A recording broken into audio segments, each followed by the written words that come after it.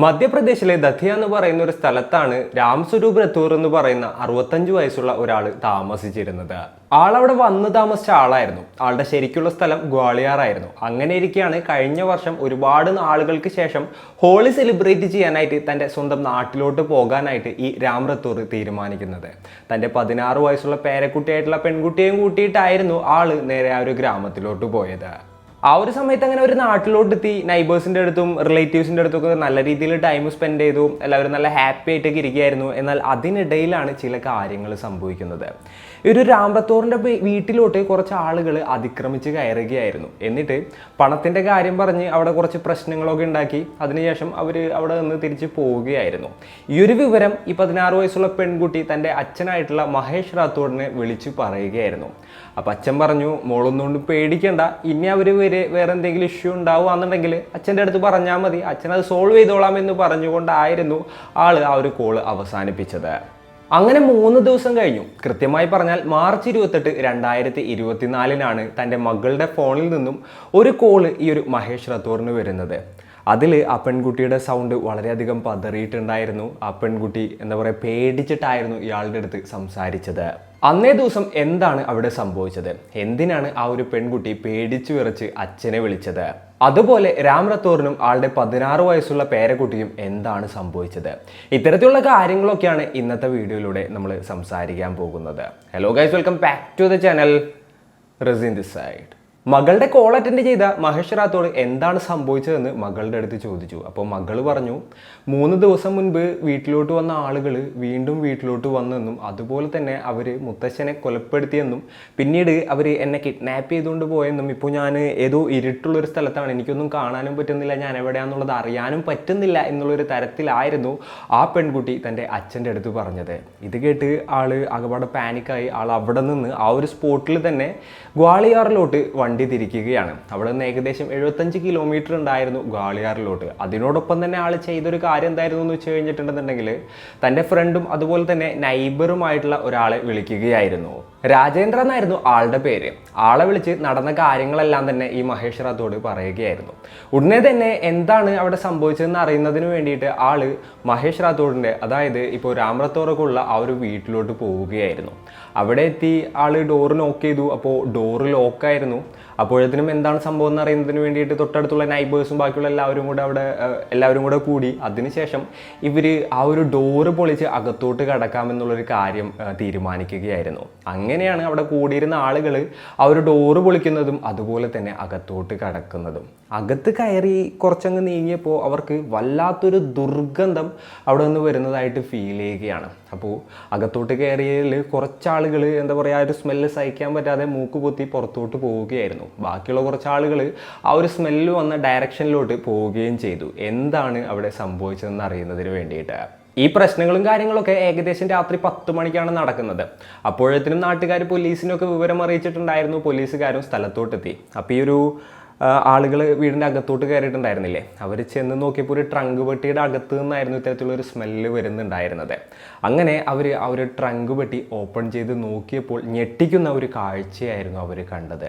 അതിൻ്റെ ഉള്ളിൽ ഒരു മൃതദേഹമായിരുന്നു ഉണ്ടായിരുന്നത്. അത് വേറെ ആരുടെയും ആയിരുന്നില്ല, ഈ രാം രത്തൂർ എന്ന് പറയുന്ന 65 വയസ്സുള്ള ആളുടേതായിരുന്നു. അപ്പോഴേക്കും പോലീസുകാർ സ്ഥലത്തോടെത്തി ഇൻവെസ്റ്റിഗേഷനും കാര്യങ്ങളൊക്കെ ആരംഭിച്ചു. അതിൻ്റെ പിന്നാലെ തന്നെ മഹേഷ് റാത്തോഡും ആ ഒരു സ്ഥലത്തോടെത്തുകയാണ്. ആള് തൻ്റെ അപ്പൻ മരിച്ച കാര്യം അറിഞ്ഞ് ആകപ്പാടെ തകർന്നു പോയിരിക്കുകയായിരുന്നു. അതിനോടൊപ്പം തന്നെ തൻ്റെ മകൾക്ക് എന്തു പറ്റിയെന്ന് ആലോചിച്ചുകൊണ്ടുള്ളൊരു ടെൻഷനും ആൾക്കുണ്ടായിരുന്നു. ആള് എന്താ പറയുക, തുടരെ തൻ്റെ മകളുടെ ഫോണിലോട്ട് ഇങ്ങനെ ട്രൈ ചെയ്തുകൊണ്ടിരിക്കുകയായിരുന്നു. എന്നാൽ ഫോണ് സ്വിച്ച് ഓഫ് ആയിരുന്നു. അങ്ങനെ ഈ മകൾ മിസ്സിങ് ആയിട്ടുള്ള കാര്യങ്ങൾ എല്ലാവരും അറിഞ്ഞപ്പോൾ അവർ ആ ഒരു രാത്രി തന്നെ ആ ഏരിയ കംപ്ലീറ്റ് അരിച്ചു പറക്കുകയാണ്. പോലീസുകാരും നാട്ടുകാരും കൂടെ ആ 16 വയസ്സുള്ള പെൺകുട്ടിയെ അന്വേഷിച്ച് നടക്കുകയായിരുന്നു. അന്ന് രാത്രി മുഴുവൻ ഇവരെല്ലാവരും അന്വേഷിച്ചിട്ടും ആ ഒരു പെൺകുട്ടിയെ കണ്ടെത്താനായിട്ട് സാധിച്ചില്ല. എന്നാൽ പിറ്റേ ദിവസമാണ് എല്ലാവർക്കും ഷോക്കിംഗ് ആയിക്കൊണ്ട് ആ ഒരു വാർത്ത വരുന്നത്. എന്താണെന്ന് വെച്ച് കഴിഞ്ഞിട്ടുണ്ടെങ്കിൽ ആ പെൺകുട്ടിയെ കണ്ടെത്തി. എവിടെയെന്നാന്ന് വെച്ച് കഴിഞ്ഞിട്ടുണ്ടെന്നുണ്ടെങ്കിൽ അവരുടെ വീടിൻ്റെ തൊട്ടടുത്തുള്ള വീടിൻ്റെ മുകളിലുള്ള വാട്ടർ ടാങ്കിൻ്റെ അവിടെ ഒളിച്ചിരിക്കുന്ന നിലയിലായിരുന്നു ആ ഒരു പെൺകുട്ടി ഉണ്ടായിരുന്നത്. അങ്ങനെ ആ പെൺകുട്ടിയെ സമാധാനിപ്പിച്ചു. അതിനുശേഷം പോലീസുകാർ എന്താണെന്ന് രാത്രി സംഭവിച്ചതെന്നുള്ളത് ഈ ഒരു കുട്ടിയുടെ അടുത്ത് ചോദിക്കുകയാണ്. അപ്പോൾ ഈ പെൺകുട്ടി പറഞ്ഞത് എന്തായിരുന്നു എന്ന് വെച്ച് കഴിഞ്ഞിട്ടുണ്ടെന്നുണ്ടെങ്കിൽ, മുൻപ് പ്രശ്നം ഉണ്ടാക്കിയിരുന്ന ആളുകൾ വീട്ടിലോട്ട് വരികയായിരുന്നു. അതിനുശേഷം അവർ മുത്തശ്ശനുമായിട്ട് വീണ്ടും പ്രശ്നം ഉണ്ടാക്കി. പിന്നീട് അവർ മുത്തശ്ശനെ കൊലപ്പെടുത്തി. അതിനുശേഷം എന്നെ കിഡ്നാപ്പ് ചെയ്തു. അങ്ങനെ കൊണ്ടുപോകുന്നതിൻ്റെ ഇടയിൽ ഞാൻ എങ്ങനെയൊക്കെയോ അവരുടെ കയ്യിൽ നിന്ന് രക്ഷപ്പെട്ട് ഓടി വന്നിവിടെ ഒളിച്ചിരുന്നതാണെന്നായിരുന്നു ആ ഒരു പെൺകുട്ടി പോലീസിനോട് പറഞ്ഞത്. എന്നാലും ആ ഒരു മറുപടിയിൽ പോലീസുകാർ തീരെ സാറ്റിസ്ഫൈഡ് ആയിരുന്നില്ല. ആ പെൺകുട്ടി എന്തൊക്കെയോ മറച്ചു വെക്കുന്നുണ്ടെന്നുള്ളത് പോലീസിന് തീർച്ചയായിരുന്നു. കാരണം എന്തായിരുന്നു എന്ന് വെച്ച് കഴിഞ്ഞിട്ടുണ്ടെന്നുണ്ടെങ്കിൽ, ആ ഒരു മൃതദേഹത്തിൽ നിന്ന് ദുർഗന്ധം വമിക്കുന്നുണ്ടായിരുന്നു. പിന്നെ ഓട്ടോപ്സിക്കൊക്കെ കൊടുത്തു. ആ ഓട്ടോപ്സി റിപ്പോർട്ട് വന്നപ്പോൾ പോലീസിന് മനസ്സിലാക്കാനായിട്ട് സാധിച്ചത്, ഏകദേശം ആ ഒരു വ്യക്തി കൊല്ലപ്പെട്ടതിന് 3 ദിവസം കഴിഞ്ഞിട്ടായിരുന്നു ആ ബോഡി പോലീസുകാർ കണ്ടെത്തിയത്. അതായത് 3 ദിവസം ആ ഒരു ബോഡി അവിടെ തന്നെ ഉണ്ടായിരുന്നു. അപ്പോൾ എന്തൊക്കെയാണെന്നുണ്ടെങ്കിൽ ഈ പെൺകുട്ടി പറയുന്നത് മുഴുവൻ നുണയാണെന്നും അതുപോലെ തന്നെ എന്തൊക്കെയോ ആ ഒരു പെൺകുട്ടി മറച്ചു വെക്കുന്നുണ്ടെന്നും പോലീസുകാർക്ക് മനസ്സിലാവുകയാണ്. അങ്ങനെ ആ 16 വയസ്സുള്ള പെൺകുട്ടിയെ കസ്റ്റഡിയിലെടുത്ത് പോലീസുകാർ ക്വസ്റ്റ്യൻ ചെയ്യുകയായിരുന്നു. അങ്ങനെ ക്വസ്റ്റ്യൻ ചെയ്തപ്പോൾ ആ ഒരു പെൺകുട്ടി മറ്റൊരു സ്റ്റോറി പറഞ്ഞതായിട്ടും പറയപ്പെടുന്നു. അതായത് മാർച്ച് 25-ാം തീയതി ഈ പെൺകുട്ടി തൻ്റെ ബോയ് ഫ്രണ്ടുമായിട്ട് വീഡിയോ കോളിൽ ഇങ്ങനെ സംസാരിച്ചുകൊണ്ടിരിക്കുകയായിരുന്നു. അപ്പോൾ ഇത് ഈ ഒരു മുത്തശ്ശൻ കാണാനിടയായി. അങ്ങനെ ആ ഒരു ഫോൺ വാങ്ങി വലിച്ചെറിഞ്ഞു. അതിനുശേഷം ഈ പെൺകുട്ടിയായിട്ട് പ്രശ്നങ്ങളും കാര്യങ്ങളൊക്കെ ഉണ്ടായി. പെൺകുട്ടി അടിച്ചു, ചീത്ത പറഞ്ഞു. അതിനുശേഷം ഈ പെൺകുട്ടി എന്താ ചെയ്തതെന്ന് വെച്ച് കഴിഞ്ഞിട്ടുണ്ടെങ്കിൽ, ആ ഫോണിൽ നിന്ന് വീണ്ടും തൻ്റെ കാമുകനെ വിളിച്ച് കാര്യങ്ങൾ പറയുകയായിരുന്നു. പിന്നീട് മുത്തശ്ശനോട് സംസാരിക്കാനായിട്ട് കാമുകൻ അങ്ങോട്ട് വന്നെന്നും അതിനുശേഷം താൻ എന്താ പറയുക, ഞാൻ തങ്ങളുടെ പേരക്കുട്ടിയെ ആത്മാർത്ഥമായിട്ടാണ് സ്നേഹിക്കുന്നത് തുടങ്ങിയിട്ടുള്ള സംസാരങ്ങളും കാര്യങ്ങളും നടന്നു. ഇവർ രണ്ടുപേരും തമ്മിൽ വാക്ക് തർക്കമായി. അതിനുശേഷം ഈ കാമുക ദേഷ്യത്തിൽ മുത്തശ്ശൻ്റെ കഴുത്ത് ഞെരിച്ച് കൊലപ്പെടുത്തി. അതിനുശേഷം ബോഡി എടുത്ത് ട്രങ്ക് പെട്ടിയിലെടുത്ത് ഇവിടെ നിന്ന് പോയി എന്നുള്ള നിലക്ക് വരെ ആ പെൺകുട്ടി പറഞ്ഞതായിട്ട് പറയുകയാണ്. പോലീസിന് ആ ഒരു സ്റ്റോറിയും വിശ്വാസമായിട്ട് തോന്നിയില്ല. അങ്ങനെ ഈ പെൺകുട്ടി പറഞ്ഞ ആ പെൺകുട്ടിയുടെ കാമുകനെ പോലീസുകാരെ ട്രാക്ക് ചെയ്യുകയാണ്. ആ പയ്യനെ കസ്റ്റഡിയിലെടുത്ത് ക്വസ്റ്റ്യൻ ചെയ്യുകയും ചെയ്തു. അപ്പോഴാണ് പോലീസിന് വേറെയും കുറച്ച് കാര്യങ്ങൾ മനസ്സിലാകുന്നത്. അതിനുശേഷം ഈ പെൺകുട്ടിയെ വീണ്ടും ക്വസ്റ്റ്യൻ ചെയ്യുകയാണ്. നല്ല രീതിയിൽ ക്വസ്റ്റ്യൻ ചെയ്തപ്പോൾ ആ പെൺകുട്ടിക്ക് സത്യങ്ങളൊന്നും തന്നെ ഒളിച്ചു വെക്കാനായിട്ട് സാധിച്ചില്ല. അവസാനം എന്താണെന്ന് യാഥാർത്ഥ്യത്തിൽ സംഭവിച്ചതെന്നുള്ളത് ആ ഒരു പെൺകുട്ടി പോലീസുകാരോട് പറയുകയായിരുന്നു.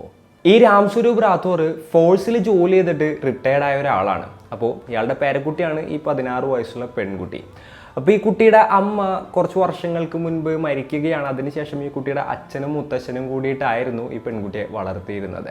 അങ്ങനെ ഇരിക്കുകയാണ് നാട്ടിൽ ഹോളി സെലിബ്രേഷൻ്റെ കാര്യങ്ങളൊക്കെ വരുന്നത്. അങ്ങനെയാണ് മുത്തച്ഛനും പേരക്കുട്ടിയും കൂടെ നാട്ടിലോട്ട് ഹോളി സെലിബ്രേറ്റ് ചെയ്യാനും അതുപോലെ തന്നെ റിലേറ്റീവ്സിനെയും നൈബേഴ്സിനെയും ഒക്കെ ഒന്ന് കാണുന്നതിന് വേണ്ടിയിട്ട് കുറേ നാളുകൾക്ക് ശേഷം എത്തുന്നത്. അപ്പോൾ ഈ രാംറത്തോടും അതുപോലെ തന്നെ ഈ പെൺകുട്ടിയും തമ്മിലുള്ള ഇഷ്യൂ എന്തായിരുന്നു എന്ന് വെച്ച് കഴിഞ്ഞിട്ടുണ്ടെങ്കിൽ, ഈ പെൺകുട്ടിക്ക് എന്താ പറയുക ബോയ് ഫ്രണ്ട്സും കാര്യങ്ങളൊക്കെ ഉണ്ടായിരുന്നു. അപ്പോൾ അവരായിട്ട് വീഡിയോ കോൾ ചെയ്യുന്നതും ചാറ്റ് ചെയ്യുന്നതൊക്കെ പതിവായിരുന്നു. ഇത് പല സമയങ്ങളിലും ഇയാൾ കാണാനായിട്ടിടയായി. അപ്പോൾ അതിൻ്റെ പേരിൽ ഇഷ്യൂസും കാര്യങ്ങളൊക്കെ ഉണ്ടായിരുന്നു. അങ്ങനെ ഇരിക്കെ ഒരു ദിവസം ഈ പെൺകുട്ടി ഇത്തിരി റൊമാൻറ്റിക് ആയിട്ട് വീഡിയോ കോൾ ചെയ്യുന്നതും മറ്റും കാര്യങ്ങളൊക്കെ ഇയാൾ കാണുകയാണ്. അങ്ങനെ അതിൻ്റെ പേരിൽ വൻ ഇഷ്യൂ ഉണ്ടായി. ഫോണൊക്കെ വലിച്ചെറിഞ്ഞ് പൊട്ടിച്ചു. അങ്ങനെ ആകപ്പാട വിഷയമായി. അപ്പോൾ ഈ സമയത്ത് ഈ പെൺകുട്ടി ചിന്തിച്ചത് എന്തായിരുന്നു എന്ന് വെച്ച് കഴിഞ്ഞിട്ടുണ്ടെങ്കിൽ, തനിക്ക് ഇഷ്ടമുള്ള പോലെ ജീവിക്കുന്നതിന് എതിരായിട്ട് നിൽക്കുന്നത് അപ്പൂപ്പനാണ്. അപ്പോൾ ഇയാളില്ലാതായിട്ടുണ്ടെന്നുണ്ടെന്നുണ്ടെങ്കിൽ എനിക്കിനി വേറെ ഇഷ്യൂസും കാര്യങ്ങളൊന്നും ഉണ്ടാവില്ല, എനിക്കിഷ്ടമുള്ള പോലെ എനിക്ക് ജീവിക്കാൻ പറ്റുമല്ലോ എന്ന് ചിന്തിച്ചുകൊണ്ട് സ്വന്തം മുത്തശ്ശനെ ഇല്ലാതാക്കാനുള്ള പ്ലാൻ എടുക്കുകയായിരുന്നു.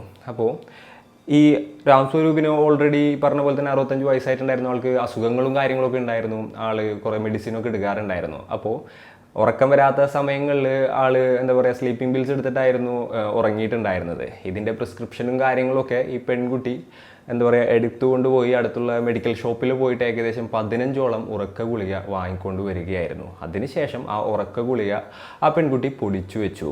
മാർച്ച് 24-നായിരുന്നു അത്. അങ്ങനെ പിറ്റേ ദിവസം, അതായത് 25-ാം തീയതി വൈകുന്നേരമൊക്കെ ആയപ്പോൾ ആ പെൺകുട്ടി മുത്തശ്ശൻ്റെ അടുത്ത് നിന്നിട്ട് കാര്യങ്ങൾ പറയുകയാണ്. ഞാൻ എന്തായാലും ഇങ്ങനെ ഒന്നും ചെയ്യില്ല, ആമ്പിള്ളേരായിട്ടൊന്നും കോൾ ചെയ്യില്ല, വീഡിയോ കോൾ ചെയ്യില്ല, ഞാൻ എന്തായാലും മുത്തശ്ശൻ പറയുന്നത് പോലെ തന്നെ അടങ്ങി ഒതുങ്ങി ജീവിച്ചോളാം എന്നുള്ള കാര്യങ്ങളൊക്കെ പറഞ്ഞു. അപ്പോൾ ആൾ നല്ല രീതിയിൽ സന്തോഷമായി. അതിനുശേഷം ഈ പെൺകുട്ടി എന്താ പറയുക കിച്ചണിൽ പോയിട്ട് ഹൽവ ഉണ്ടാക്കുകയായിരുന്നു. ഈ ഹൽവ ഉണ്ടാക്കിയപ്പോൾ ഓൾറെഡി പൊടിച്ചു വെച്ചിരുന്ന എന്താ പറയുക ഉറക്ക ഗുളിക കൂടെ ഇട്ടിട്ടായിരുന്നു ഹൽവ ഉണ്ടാക്കിയത്. അതിനുശേഷം അത് മുത്തശ്ശന് കൊണ്ടുവച്ച് കൊടുത്തു. ആളും ഹാപ്പിയായി. ആ ഒരു ഹൽവയും കാര്യങ്ങളൊക്കെ കഴിച്ചു. കുറച്ച് നേരം കഴിഞ്ഞപ്പോൾ ആൾക്ക് നല്ല രീതിയിൽ ഉറക്കം വരികയാണ്, തല ചുറ്റുന്ന പോലെയായി.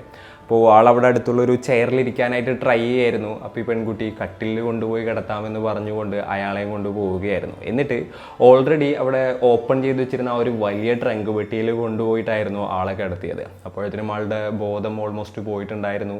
അതിനുശേഷം ആളുടെ മേത്ത് കയറി ഇരുന്നിട്ട് കഴുത്ത് ഞെരിച്ചായിരുന്നു ആ പെൺകുട്ടി അയാളെ കൊലപ്പെടുത്തിയത്. അതിനുശേഷം ആളെ ആ ഒരു പെട്ടിയിലിട്ട് മൂടുകയായിരുന്നു. പിന്നീട് എന്താ സംഭവിച്ചതെന്ന് വെച്ച് കഴിഞ്ഞിട്ടുണ്ടെന്നുണ്ടെങ്കിൽ ആ പെൺകുട്ടി അച്ഛനെ വിളിക്കുകയായിരുന്നു. അതുപോലെ തന്നെ വീട്ടിലെ ആൾ വന്ന് പൈസയുടെ കാര്യം പറഞ്ഞ് ഇഷ്യൂ ഉണ്ടാക്കിയ കാര്യങ്ങളൊക്കെ പറഞ്ഞു. അപ്പോൾ അതിനുശേഷം പിന്നീട് ആ പെൺകുട്ടി തൻ്റെ ബോയ് ഫ്രണ്ടിനെ അങ്ങോട്ട് വിളിച്ചതായിട്ടും പിന്നീട് 2 ദിവസം കഴിഞ്ഞിട്ട് ആ ബോയ് ഫ്രണ്ട് ഇതേപോലെ വീട്ടിലോട്ട് വന്ന ടൈമിൽ ഇവിടെ എന്തോ ഒരു സ്മെല്ലുണ്ടെന്നുള്ള കാര്യം പറഞ്ഞതായിട്ടും പറയപ്പെടുന്നു. അപ്പോൾ ഇനിയും ഈ ഒരു ബോഡി അകത്ത് വെച്ച് കഴിഞ്ഞിട്ടുണ്ടെന്നുണ്ടെങ്കിൽ താൻ പിടിക്കപ്പെടുമെന്നുള്ളൊരു കാര്യം ഈ പെൺകുട്ടി മനസ്സിലാക്കിയിട്ട് അവിടെ നിന്ന് എസ്കേപ്പ് ചെയ്യാനായിട്ട് പ്ലാൻ ചെയ്യുകയായിരുന്നു. അപ്പോൾ ഈ ബോയ് ഫ്രണ്ടിൻ്റെ അടുത്ത് പറഞ്ഞു, നമുക്കിവിടെ നിന്ന് എങ്ങോട്ടെങ്കിലും പോകണം, അതായത് വീട്ടിലാരുമില്ല, മുത്തശ്ശൻ പുറത്തു പോയിരിക്കാന്ന് പറഞ്ഞിട്ടായിരുന്നു ഈ ബോയ് ഫ്രണ്ടിനെ ഈ പെൺകുട്ടി വീട്ടിലോട്ട് വിളിച്ചു വരുത്തിയിട്ടുണ്ടായിരുന്നത്. അപ്പോൾ ഈ പെൺകുട്ടി പറഞ്ഞു ബോയ് ഫ്രണ്ടിനോട് എപ്പോൾ വേണമെന്നുണ്ടെങ്കിലും മുത്തശ്ശൻ തിരിച്ചു വരാം, അങ്ങനെയാണെന്നുണ്ടെന്നുണ്ടെങ്കിൽ വീണ്ടും ഇഷ്യൂസും കാര്യങ്ങളും നമുക്ക് പിന്നെ ഒരിക്കലും ഒരുമിച്ച് ജീവിക്കാനായിട്ട് പറ്റില്ല, അപ്പോൾ നമുക്ക് ഇവിടെ നിന്ന് നാട് വിട്ട് പോകാമെന്ന് പറഞ്ഞു. പൈസയുടെ കാര്യമൊന്നും പേടിക്കേണ്ട, എൻ്റെ കയ്യിൽ പൈസ ഉണ്ടെന്ന് പറഞ്ഞു. അങ്ങനെ ഒരു ടാക്സി വിളിക്കാനായിട്ട് പറഞ്ഞുകൊണ്ട് ഈ ഒരു പയ്യനെ പറഞ്ഞു വിടുകയായിരുന്നു. അതിന് ശേഷമാണ് ഈ പറഞ്ഞ പോലെ തന്നെ ഓൾറെഡി കുറച്ച് ആളുകൾ വന്ന് മുത്തശ്ശനെ കൊന്നു, എന്നെ കിഡ്നാപ്പ് ചെയ്തു എന്നൊക്കെ പറഞ്ഞുകൊണ്ട് ഈ പെൺകുട്ടി അച്ഛനെ വിളിച്ചു പറഞ്ഞത്. അച്ഛൻ അവിടെ നിന്ന് ഇങ്ങോട്ട് എത്താനായിട്ട് കുറച്ച് ടൈം എടുക്കും.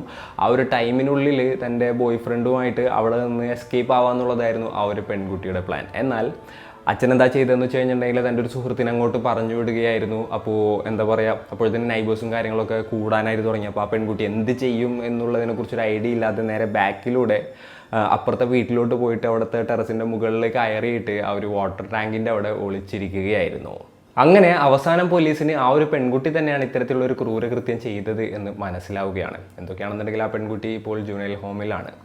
അപ്പോൾ ഈ ടാക്സി വിളിക്കാൻ പോയ ബോയ് ഫ്രണ്ടിൻ്റെ കാര്യം പറയാമെന്നുണ്ടെങ്കിൽ ആ പയ്യൻ പിന്നീട് ടാക്സി വിളിച്ച് വരുന്ന ടൈമിൽ അവിടെ ഒരുപാട് ആളുകളുണ്ടായിരുന്നു, പോലീസുകാരൊക്കെ കണ്ടു. അപ്പോൾ എന്തൊക്കെ ഇഷ്യൂ നടക്കുന്നുണ്ടെന്ന് വിചാരിച്ചു കൊണ്ട് വന്നത് പോലും അറിയിക്കാതെ പയ്യൻ അവിടെ നിന്ന് രക്ഷപ്പെട്ടു പോവുകയായിരുന്നു. എങ്ങനെയൊക്കെയാണ് ചില റിപ്പോർട്ടുകളിലും മറ്റും പറയുന്നത്. അപ്പോൾ എന്തൊക്കെയാണെന്നുണ്ടെങ്കിലും ഇന്നത്തെ ഒരു വീഡിയോയിൽ നോക്കുകയാണെന്നുണ്ടെങ്കിൽ തൻ്റെ മുത്തശ്ശനെ 16 വയസ്സുള്ളൊരു പെൺകുട്ടി കൊലപ്പെടുത്തുകയാണ്. എന്താണ് കാരണം എന്ന് വെച്ച് കഴിഞ്ഞിട്ടുണ്ടെന്നുണ്ടെങ്കിൽ സ്വാതന്ത്ര്യം കാര്യങ്ങളും കൊടുക്കുന്നില്ല, ആ പെൺകുട്ടിക്ക് ഇഷ്ടമുള്ള പോലെ ജീവിക്കാനായിട്ട് അയാൾ അനുവദിച്ചില്ല. അതായിരുന്നു ആൾ ചെയ്ത തെറ്റ്. അപ്പോൾ ഇന്നത്തെ ഒരു വീഡിയോയിൽ ഇത്രയൊക്കെ തന്നെ പറയാനുള്ളൂ. ഈ ഒരു സ്റ്റോറി കേട്ടപ്പോൾ നിങ്ങൾക്ക് എന്താണ് തോന്നിയത്? നിങ്ങളുടെ തോട്ട്സും മറ്റും എന്തൊക്കെയാണെന്നുണ്ടെങ്കിലും താഴെ കമൻറ്റുകളായിട്ട് രേഖപ്പെടുത്തുക. And it's me signing off. Peace. Stay peaceful guys. Stay safe.